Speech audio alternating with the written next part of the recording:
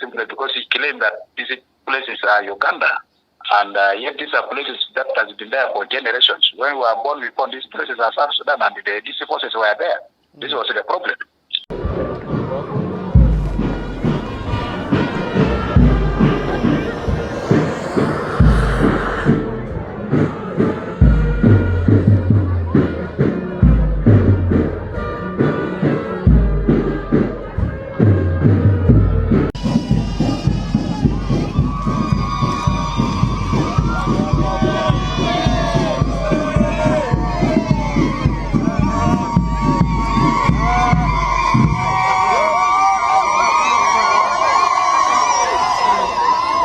Welcome to the SSGTV South Sudan Global and subscribe. The SSPDF has once again come under provocative attack by the UPDF in South Sudan's Kajo-Keji County on an imperial push by Uganda to annex border areas, Kajo-Keji Commissioner divulges. In the latest reports, Kajo-Keji has witnessed a brazen assault on the SSPDF by the UPDF, underscoring the UPDF's imperial ambitions to seize control of border areas. According to observers, the renewed aggression after Uganda's president secured win in previous elections reveals a deliberate strategy the government in Uganda could be using to expand its territorial map. In a protectorate-like stance, Uganda's regime is propping up Kia's fledgling regime, all while quietly pushing forward its own hidden objectives. Central Equatoria Governor Emmanuel Adil Anthony has returned to Kajo-Keji after reports emerged of the Uganda Army's renewed efforts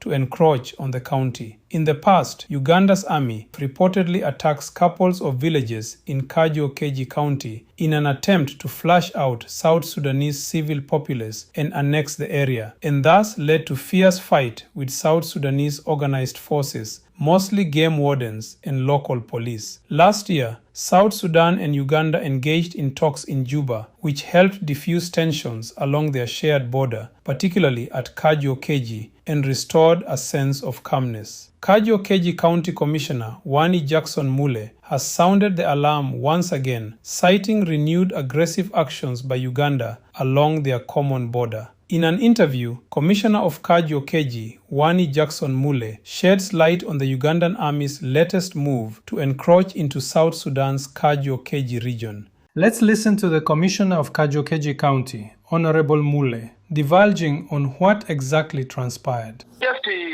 for the last 1 week, the RDC of Uganda, in the district of Uganda, wrote to me a letter demanding me to withdraw my forces away from Andejo, from Pore, and the Gorbelen, and that if I have not withdrawn these forces, he was going to attack them, simply because he claimed that these places are Uganda, and yet these are places that has been there for generations. When we were born, we found these places are South Sudan, and these forces were there. This was the problem.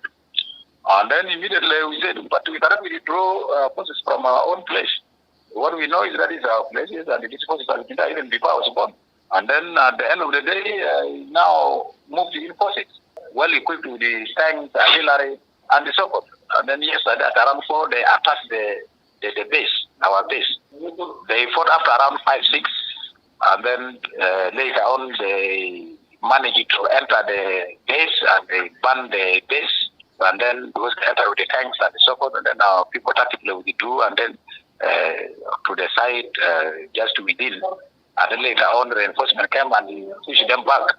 So up to 6 yesterday, they had been pushed away from the area and had gone to Megale area, which is now controlled by Uganda. Now you have heard how Uganda's army is doing an act of aggression against the South Sudanese border communities, most frequently in Kajo-Keji County. The following is a report by the Office of the Governor of Central Equatoria State on Governor's visit to Kajo-Keji. Governor Adil arrives in Kajo-Keji for cross-border peace and security coordination engagements. Kajo-Keji Town, Wednesday, 22nd July 2026, CESGPU. Governor Emmanuel Adil Anthony has arrived in Kajo-Keji County with a high-level government delegation for a 2-day cross-border peace and security coordination meeting. The governor was received by Honorable Wani Jackson Mule, the Commissioner of Kajo-Keji County, and other senior government officials, including locals, upon arrival at Kajo-Keji airstrip. He is leading the delegation to engage the resident district commissioners from Uganda's neighboring West Nile region.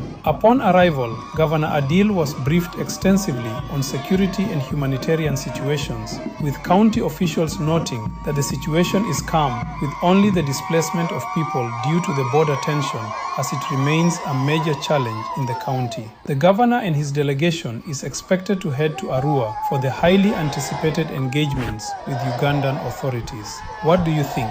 Please subscribe to the SSGTV South Sudan Global.